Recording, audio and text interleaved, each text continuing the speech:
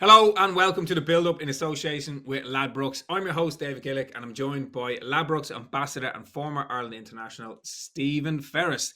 Stevie, how's the form? Yeah, not too bad, thank you. Back down the road, I've been up in Portrush the last couple of weeks, so back down the road. It's going to be a busy 3 weeks ahead with obviously the quarter-final, semi-final, and final of the URC. So, yeah, back at the grind, looking forward to it. Surrounded back at my desk here with team sheets and um, stats and players, and yeah, so I'll get stuck into that over the next couple of days. But apart from that, I'm doing very well, thanks, David. We always start the conversation. There's probably a golfing reference in there, is there? Jeez.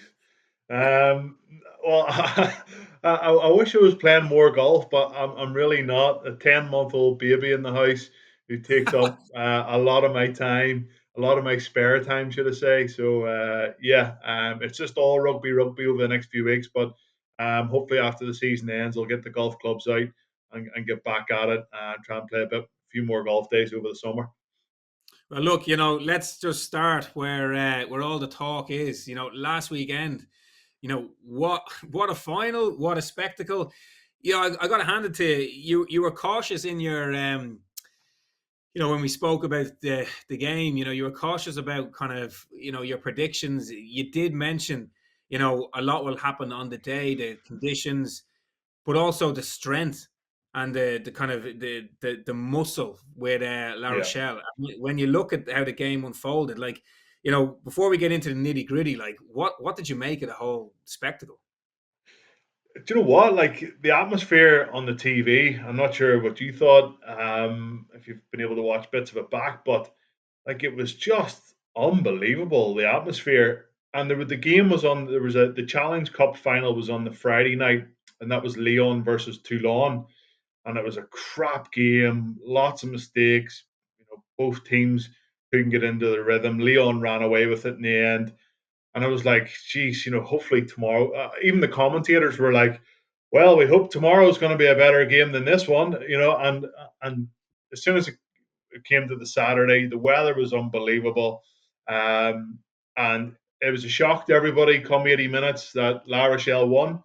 I think it was. I didn't see it coming. I know a lot of other people didn't see it coming. I think what was the points handicap? 10 points last week.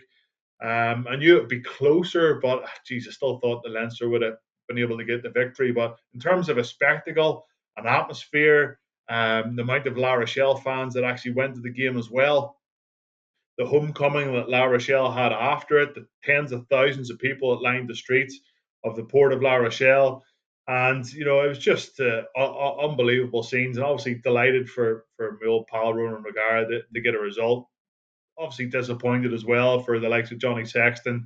That's going to be his last European Cup final for Leinster, ending in a defeat, but or possibly a last one next year, obviously. But it was a great game, great atmosphere, brilliant for European rugby. The South African teams are coming in next year. They're going to make it even stronger competition. And I think I was right in saying that La Rochelle's muscle just got them over the line against a pretty resilient Leinster side for the last 20 minutes of the game. So, like, again, a lot of the chat going into this, and maybe people just had the romance of like the five titles for Leinster and all the rest of it, and how good they were. Like, people did put them head and shoulders above everybody else. So, in your eyes, why didn't they win? I think it was La Rochelle. Their line speed and defence was just coming up, closing everything off, given no time at all on the ball for Johnny Sexton or the second receiver or those lovely passes out the back. And they usually keep huge with. James Lowe was usually heavily involved in matches. He was kept very, very quiet. They made a couple of mistakes, uncharacteristic mistakes that you don't see them doing week in, week out. Ross Byrne come on. They lost a couple of players. Ty Furlong went off a little earlier than I had expected. Johnny obviously went off as well. Lots of reshuffling in the squad.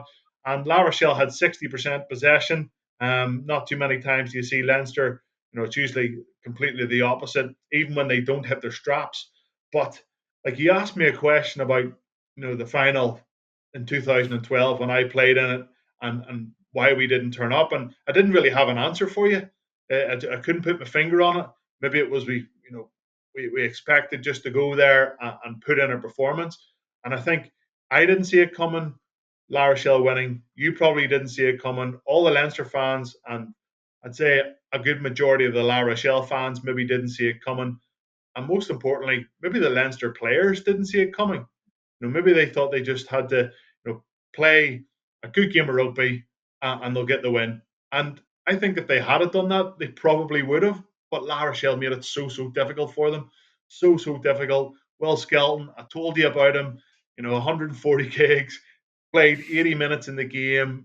Just the sheer power coming off the bench for La Rochelle really told in the final 20. And I honestly expected Leinster to probably pull away in the last 20, and that just didn't happen. So a coaching masterclass by Ronan O'Gara, defensive line speed, winning the set piece as a reference over the last couple of weeks, and a little bit of luck as well, as you always need that. A couple of refereeing decisions maybe went their way too. So all in all, I think La Rochelle did deserve to win that final. And when you look at, say, you reference the last 20 minutes, but even the last 15 minutes, La Rochelle down to 14, even that in itself, they're under a cosh, but it didn't affect them in many ways. Then you had Doolan with that penalty, with that kick. What I don't know, 60 meters? You put them 7 meters from the line and it just heaped the pressure on. But the discipline, and look, you've been in those situations, probably on both sides. The discipline from La Rochelle to keep going. Like, I was watching it and I thought, go for the 3 points and then maybe regroup and then go for another 3 points. But the bravery that they showed to just go. And in fairness, Leinster put it up to them from a defence perspective, but it just couldn't hold out. Like, it was, when we talk about finals, like the last 10 minutes was absolutely unbelievable. It was riveting. Like, it really was. And it was, everything that the boys have worked towards all year coming down to a slip by the scrum half, or the way the ball sort of bounced, and it was an incredible finish for him to reach over and actually ground the ball with his wrist and not his hand, like a ridiculous finish. But just everything in the whole season to come down to the last minute of the last game in the European Cup for it to be decided was just, I thought it was brilliant the way it panned out. But you're right, the La Rochelle team smelled blood. Like, they went after Leinster. They could see they were getting weaker and weaker. They were getting the nudge in the scrum. When it came to maul time, Leinster actually really defended really well on a couple of occasions. I thought they were going to get over again for another maul try. Again, Leinster didn't score a try. La Rochelle 3. I know there's been lots made of that, but La Rochelle's discipline was so poor in the first half. Like, Johnny Sexton was just knocking over penalties, and you would just continue to do that. And then obviously when you knock over a penalty, it's really difficult to get back up the field again to try and score another try. So I wouldn't read as much into that as some other people are, because of the 3-0 try count. But yeah, just big men running hard. Leinster tackle after tackle after tackle, and that blue wall finally give in, just about give in, and La Rochelle were able to dot it down. But an incredible finish to a quite ridiculous season of European rugby. And you mentioned O'Gara there as well, and you could see it was actually brilliant to watch his delight and his rapport with his players and all that stuff going on the pitch. And he did mention it's the start of something in La Rochelle. So again, when you're kind of looking from afar, it sounds as if he's going to be there for a long time. But if you kind of listen to other media outlets, particularly say over in England, there's a lot of chat now about like O'Gara for England. Like, what would you make of that, or is it nothing to read into at this moment in time? Oh, geez, yeah, Rog. Like, if there's more to come from La Rochelle in your first season as director of rugby or head coach, is that you win the European Cup. God help everybody else. That's all I can say. But they have a quality side. They have good investment there. A really well supported team. Also, you have the likes of Lavani Bodia, who's been there since 2014 when they got promoted into the top 14. Other guys as well who are still part of La Rochelle, who have been through that incredible journey, who are still there, and they're going to be able to bring world-class players in, because when you go and you win European Cups and you see the atmosphere and you see what Ronan O'Gara is bringing to the table, you're going to want to go and play there. Like Victor Vito didn't play in the final, and he would have definitely added to that La Rochelle team. But I think Rog is he's a good lad. Like he is a top fella, and he will coach anywhere in the world, no problem. He will go to New Zealand, he will go to France, he'll go to Ireland, he'll go anywhere, as long as he knows that he can do a good job with the players that he's going to have available. And that's why the England kind of job popped up. Why wouldn't he want the England job? Like, the player pool that he has to pick from, they're playing in a really competitive league in the Gallagher Premiership every single week. 85,000 people at Twickenham. The revenue streams that they generate, he would probably be the best paid coach in world rugby if he was to take that job. His kids would go to school, probably in a lovely private school somewhere in London. Like, it ticks every box, to become a head coach of the biggest rugby nation in the world. So, who knows what's around the corner? But actually, I said to a friend of mine there, it wouldn't surprise me if Ronan O'Gara was the head coach of France in a couple of years' time. Him and Sean Edwards could do a pretty good job. Sean Edwards, obviously a defence coach. So we'll watch the space. But Roger's got a good thing going at La Rochelle, and I'm sure he'll not just want to bow out after a year or two there. He'll want to leave a legacy before he moves on. And fair play to him. He's got off to a good start. Yeah, he is, and watch this space. On the other side, the flip side of that, Leinster. When you look at the team that started, the amount of internationals they had, their form coming into that final, they're now beaten. They got a quick turnaround. They got Warriors coming up. Like, where do they go now? Yeah, like, it's tough. I haven't been in a position where, well, not that I can remember of late, where you get put out of a competition in a final and then have to go again. Like the European Cup Final 2012 for me, that was it. It was the season over then, and then you could kind of regroup, go on holiday, go out for a few pints with mates. You didn't have to turn back up to the office on a Monday morning and do all your recovery and do the video reviews, and you just kind of forgot about it and moved on. So like it's the mental side of it, preparing yourself once again for what's going to be another really competitive week. Glasgow, obviously 8th seed in the URC. I don't think Glasgow are going to win, but I think they'll trouble them. Glasgow will be talking about a bit of a wounded Leinster, try and get stuck into them, try and match them physically, and see what happens. Probably take a lot of learnings out of the La Rochelle. The mindset that they had getting into the game with the line speed and just getting up and closing space and cutting off options. They might get exposed, they might get caught a couple of times, but I think Glasgow have got nothing to lose and just go to the RDS and throw it around and see what can happen. But yeah, Leinster, I don't think it's one where you just draw a line in the sand and move on. Like that's an easy thing to say. Yeah, sure. Just draw a line, we'll regroup and regather ourselves, and we'll go out. And I think there might be a couple of changes.